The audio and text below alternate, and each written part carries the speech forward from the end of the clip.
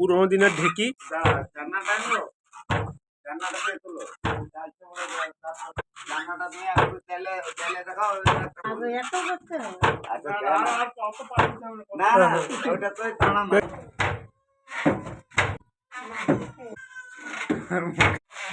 কি কাঠ দিয়ে তৈরি করা হয়েছে? মোল কাঠ দিয়ে, মহুয়া। এখন অব্দি পুরোনো দিনের যে ঢেকি সেটা যে রেখেছেন, এটা একটা বিশাল ব্যাপার। আমরা রাখতে হবে যে আমাদের বছরে 4 বার দরকার। এই ঢেকির ভিতরে ধান কুটতে হবে, দিয়ে চাল বার করে গুঁড়ি করে পূজা দিতে হবে। কোন সময় করেন? এটা অগ্রহায়ণ মাসে একটা হলো, একটা হবে আষাঢ় মাসে হবে, একটা হবে চৈত মাসে, একটা মাঘ মাসে। সেই সময় এই ঢেকি থেকে আপনাদেরকে চালটাকে গুঁড়া করে আগে ধান কুটতে হবে। এই যে ধান কুটা হলো শনিবারে। মানে ধান থেকে চালটাও করেন, আবার চাল থেকে গুঁড়িও তৈরি করেন।